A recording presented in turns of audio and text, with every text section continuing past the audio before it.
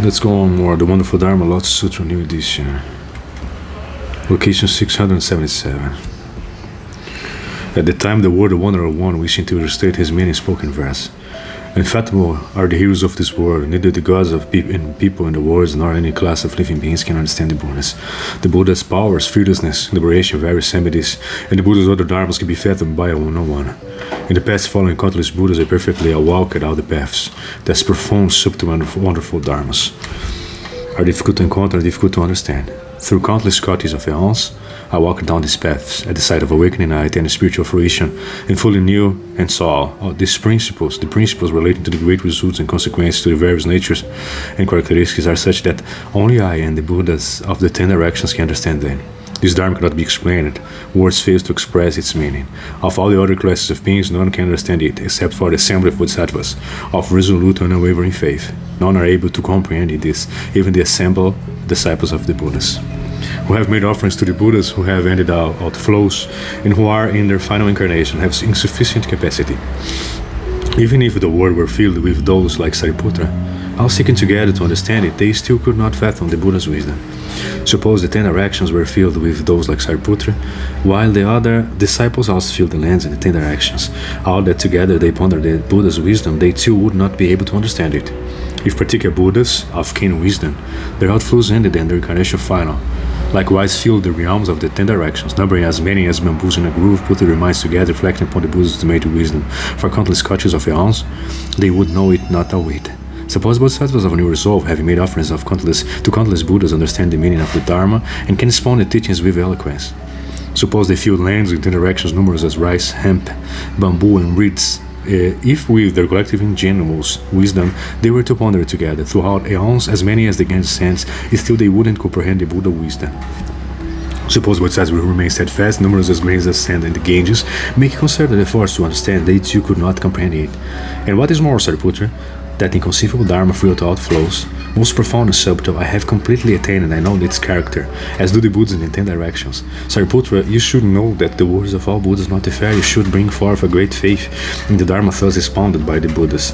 After our world honorer one has thought for a long time, he must impart the ultimate truth. I announce to the assembly of Saravakas, and those seeking the vehicle of particular Buddhas, that I should lead them to cast off the bound of suffering into reach nirvana. The Buddha, through the power of skillful means, has presented teaching of the 3 vehicles. Though being clinged to everything, he leads them to find a way out.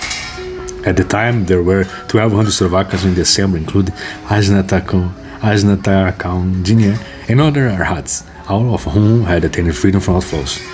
Also present in the assembly were bhikshus, bhikshunis, upasakas, and upasikas, who had resolved to become Saravakas or particular Buddhas. Each of them had the following thought.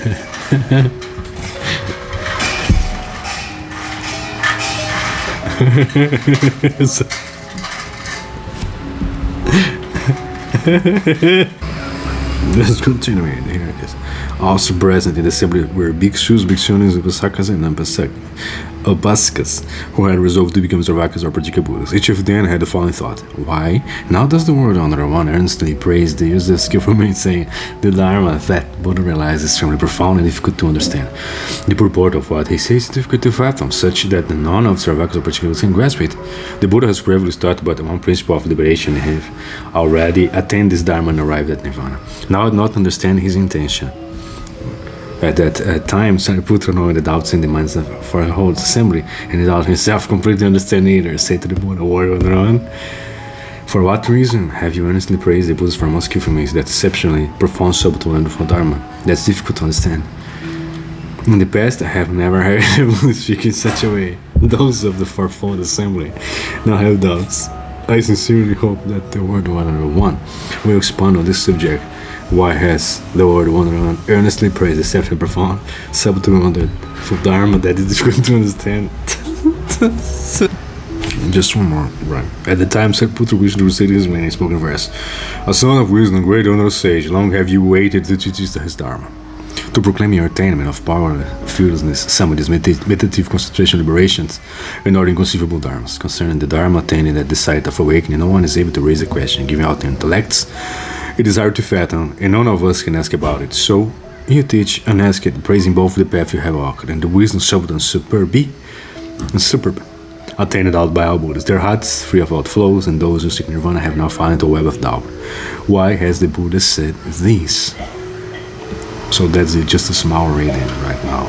The Wonderful Dharma Lotus Sutra.